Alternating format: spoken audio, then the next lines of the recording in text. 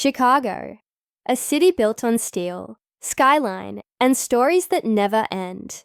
But tonight, there's a different story whispering underneath this city's bright lights. Because for more than 2 decades, 51 women have been found dead, strangled, dumped, forgotten, and someone is still out there, walking these same streets, right now. So the question becomes, how does a serial killer, or possibly multiple, hunt in one of America's biggest cities without ever being stopped? And why does Chicago stay silent about it? These murders didn't happen in some distant past. They're not urban legends or dusty, cold files from the 1950s. These women were killed in modern Chicago between the late 1990s and up through the 2010s, a time when the city had surveillance cameras on nearly every corner, a time when DNA technology existed, a time when we were supposed to be smarter at catching killers. Yet, the pattern stays the same. Most of these victims were women living on the margins of society, many connected to drugs, poverty, or sex work. Women that the system rarely protects. Bodies found in alleys, vacant lots, abandoned buildings. Some just steps from busy streets where thousands pass by every single day. Strangled, over and over again. Same method, same silent signature, same type of victim. And somehow, the killer, or killers, kept slipping through Chicago's fingers. Chicago isn't just a skyline and a lakefront postcard. It's a city divided by blocks, neighborhoods, histories, and invisible borders. On one side, polished glass towers, downtown nightlife, tourists on Michigan Avenue. On the other side, the forgotten streets, the abandoned lots, the cracked sidewalks where hope is thinner and danger feels closer. Most of these murders weren't happening in the spotlight parts of the city. They were happening in places where the city rarely looks. Southside neighborhoods, rough corners of the West Side, pockets where police sirens blend into the soundtrack of everyday life.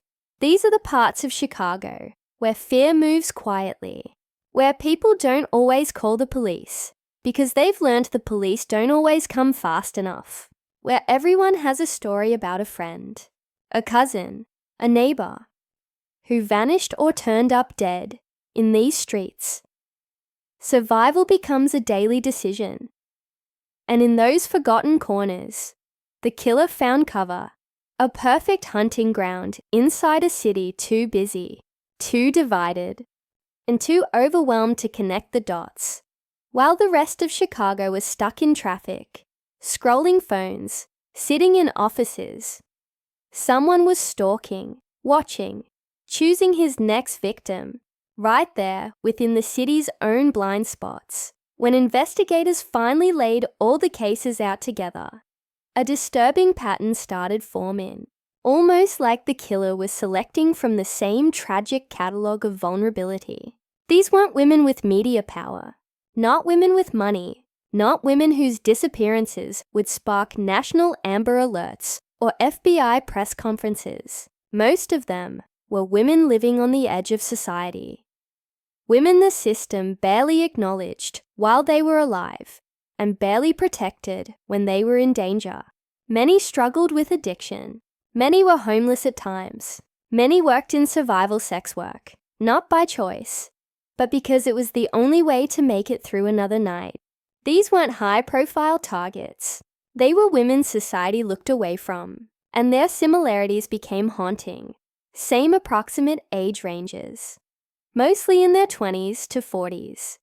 Same method of death, strangulation. Same dump-style body disposal, alleys, vacant lots, abandoned houses, trash bins. Same lack of follow-up attention. No major press coverage at the time of the killing. It was almost as if the killer knew exactly what kind of victim would not spark instant public outrage. Almost like he understood the city's blind spots, as well as he understood their vulnerability. To this killer, these women were safe targets, women he could grab, manipulate, silence, and no one would even notice they were missing for days. Women who deserved protection, but were treated as invisible. And when you put all these cases side by side, it feels less like random tragedy and more like a calculated predator picking from the same pool again and again. The way these women were discovered is what truly exposes the darkness in this pattern, because the bodies didn't show up in mysterious woods outside the city. They weren't dumped in lakes or burned or buried. They were found in the open, right inside the city itself. One woman was found behind a vacant home, her body lying just feet away from a sidewalk people walk past every day. Another was found in an alley near garbage bins, the kind of place where city workers come through for routine trash pickup. And another was discovered in an abandoned building, a place drug users sometimes used as shelter, and where no one with authority really looks. Some of these bodies were discovered by random civilians, people walking their dog, people cutting through a back street, people cleaning up junk around their building. In multiple cases, police had no idea these women were even missing until the body had already been out there, exposed to the elements, sometimes for days. Think about that. Some women were murdered, dumped out in the open, and no one even reported them gone quickly enough for detectives to respond in real time. The city didn't find these women because it was searching. The city found them by accident. And that's the part that feels chilling. This killer didn't have to hide victims far away. He didn't have to bury bodies deep. He simply left them where he killed them. Because he understood something terrifying. Chicago wasn't going to look for these women anyway.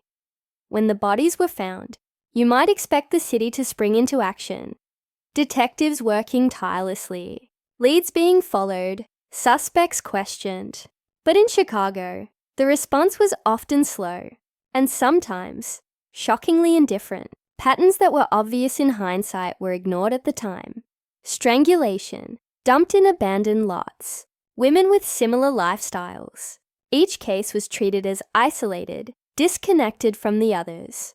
Even though the signs were screaming, "Same killer," mistakes piled up, leads went cold, witnesses were dismissed. Evidence sat untested for months, sometimes years. Some reports suggest police departments were overwhelmed, underfunded, understaffed, and perhaps too quick to write these women off because of who they were. By the time investigators realized they might be dealing with a serial predator, decades had already passed, and dozens of women had been lost.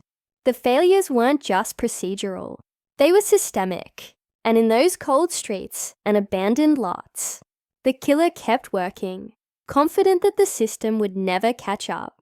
Chicago's own investigative blind spots became the predator's greatest advantage. As the murders continued, something began to ripple quietly through Chicago's neighborhoods. A whisper network of fear. Women started sharing warnings with friends, neighbors, and strangers alike. Don't walk that street at night. Take a cab instead of the bus. Watch your back when you leave work. These weren't just casual tips.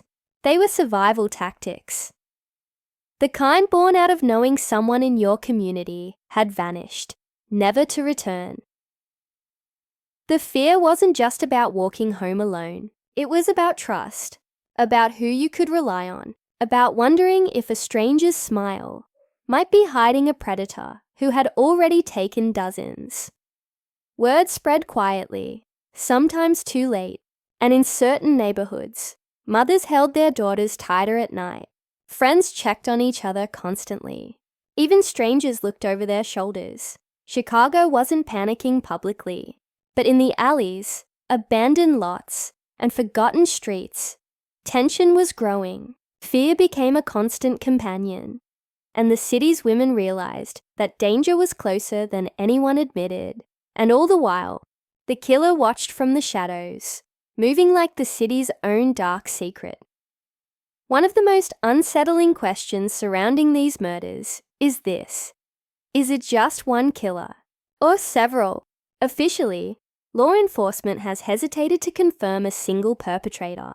Some investigators believe the murders could be the work of different individuals, acting independently, but targeting the same vulnerable population.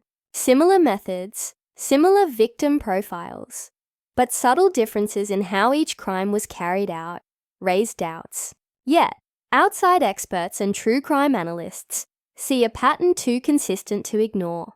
The strangulations, the dump sites, the timing, it all points to a single predator with knowledge of the city's blind spots. Chicago remains divided on the truth.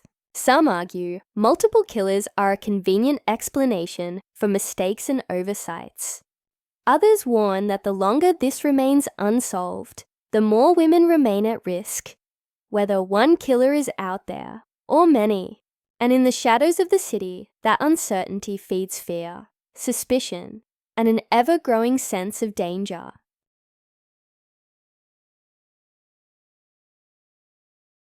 It's the question that haunts every parent, every sister, every friend of the missing.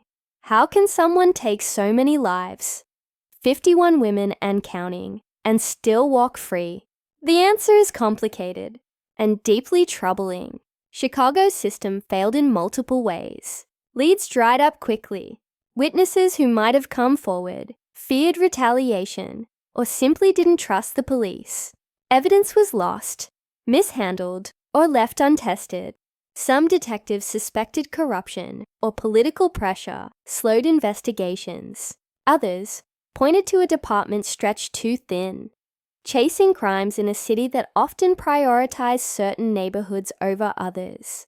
Every misstep gave the killer more time, more confidence, and as decades passed without an arrest, the system itself became part of the predator's strategy. No arrest doesn't mean no suspect. No arrest doesn't mean no clues.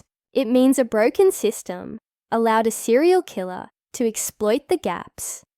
And Chicago's most vulnerable paid the price. And as the city moves on, the cold truth remains.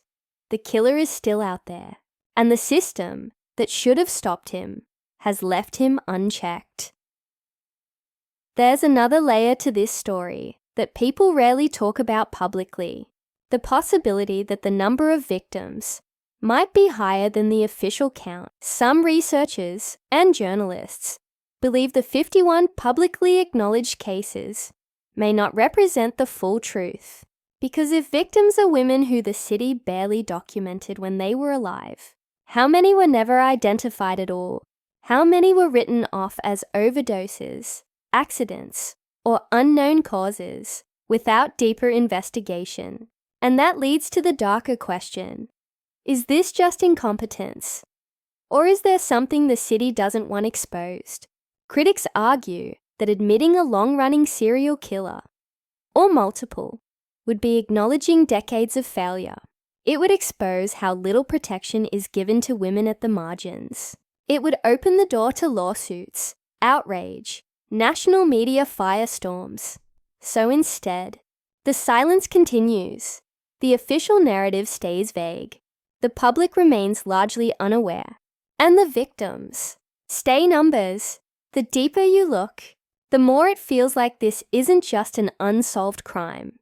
It's an unspoken crisis that Chicago would rather bury than fully confront. Decades have passed. The streets of Chicago have changed. New buildings, new faces, new rhythms.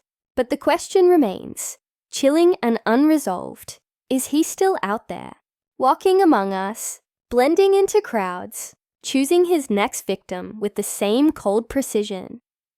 Every unsolved case, every overlooked disappearance, every body left in the shadows is a reminder that this story is far from over. And as the city sleeps tonight, somewhere in the alleys and abandoned lots, someone knows exactly how to stay invisible. Until it's too late, the killer of Chicago's women may not be gone. And until he's caught, fear lingers. A silent, unyielding presence over the city streets. This case remains one of Chicago's darkest mysteries, a haunting reminder of lives lost and questions left unanswered. If you want to, stay updated as we uncover more unsolved cases across the United States. Make sure to subscribe and hit the notification bell. In our next episode, we'll dive into another chilling story. A case so baffling, it left investigators with more questions than answers. Don't miss it, because the truth is out there, and some stories are far from finished. Subscribe now and join us as we follow the trail of America's most haunting unsolved cases.